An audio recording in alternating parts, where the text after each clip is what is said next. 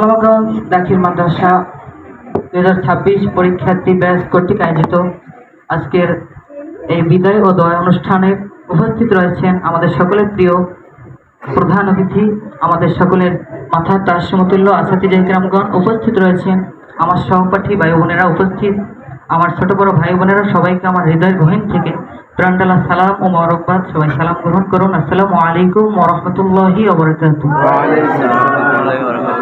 শুরুতেই মহান রব্বুল আলামিনের দরবারে শুকরিয়া তার আদায় করছি, যিনি আমাদেরকে দয়া করে, মায়া করে, মহাব্বত করে, ভালোবেসে তৈরি করেছেন এবং দীর্ঘ 10টি বছর আমরা এই মাদ্রাসায় লেখাপড়া করার মতন সুযোগটুকু দান করেছেন। এজন্য মহান মনিবের দরবারে খুশি হয়ে হৃদয়ের আবেগটুকু উজাড় করে সিংহের ন্যায় গর্জে উঠে পড়ি আলহামদুলিল্লাহ। সম্মানিত ছাত্র ভাইয়েরা, আজকে আমাদের বক্তৃতা দেওয়ার মতন মোট সেই মন মানসিকতা আসলে থাকে না, এটাই স্বাভাবিক।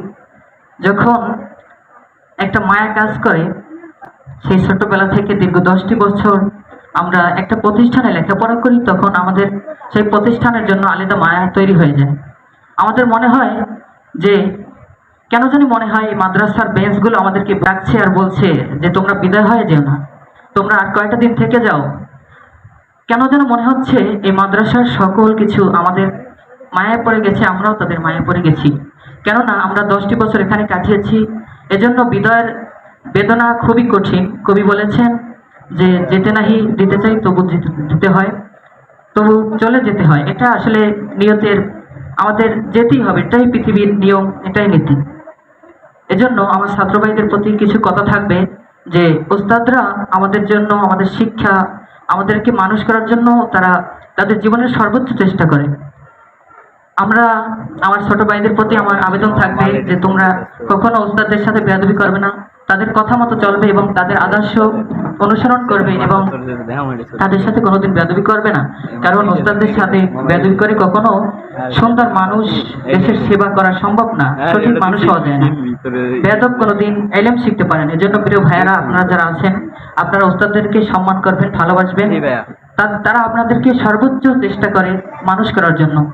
একজন ওস্তাদ হলো তারকা সমতুল্য, তিনি সবসময় চেষ্টা করে তার ছাত্রকে একজন সুন্দর মানুষ হিসেবে সুশিক্ষায় শিক্ষিত করবে।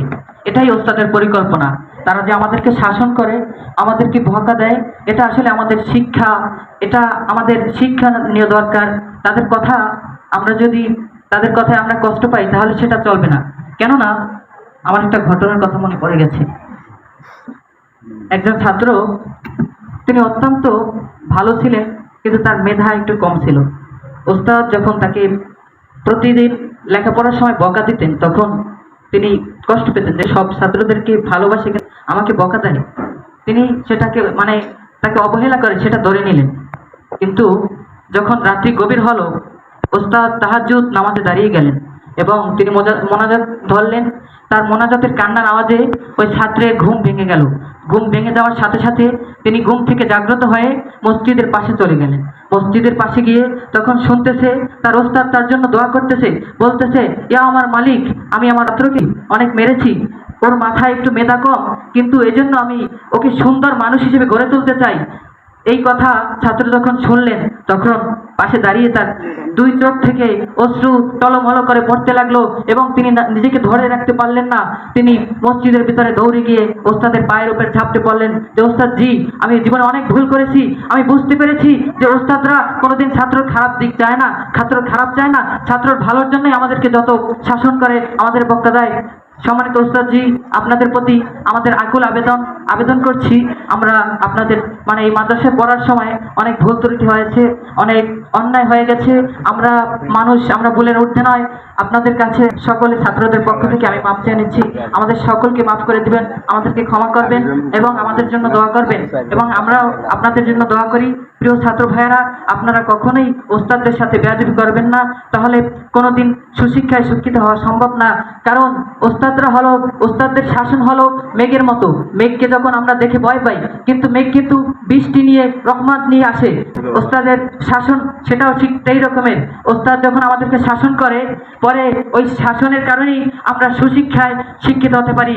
এজন্য প্রিয় ভাই ও বোনদের প্রতি আমার আবেদন যে আপনারা কখনো ওস্তাদের সাথে খারাপ আচরণ করবেন না। আর প্রিয় উস্তাদজি, আপনারা আমাদের সবাইকে ক্ষমা করবেন, আমার ভুল ত্রুটিগুলো ক্ষমা করবেন এবং আমাদের জন্য দোয়া করবেন। আমরা জানি সামনের দিনগুলোতে আপনাদের শেখানো আদর্শ, আপনাদের শেখানো পথ আমরা মানুষের কাছে কাছে পৌঁছে দিতে পারি, আমরা যেন অন্ধকার পৃথিবীকে আলোকিত করতে পারি, এটা আপনাদের কাছে আমরা দোয়া চাই। এবং আমরা বার্ষিক পরীক্ষায় যেন ভালো ফলাফল অর্জন করতে পারি, এটা আপনাদের কাছে দোয়া চাই এবং আপনাদের সুস্থতা কামনা করে এবং আপনাদের জন্য আমরা সবসময় দোয়া করি আপনারা যাতে এই পৃথিবীতে সুন্দরভাবে চলাফেরা করতে পারেন এবং আল্লাহর খাস রহমত আপনাদের প্রতি বর্ষিত হোক। এই বলে আমার অসংক্ষিপ্ত কথা এখানে সংক্ষিপ্ত করছি। ওয়া আখিরু দাওয়ানা আলহামদুলিল্লাহি রাব্বিল আলামিন।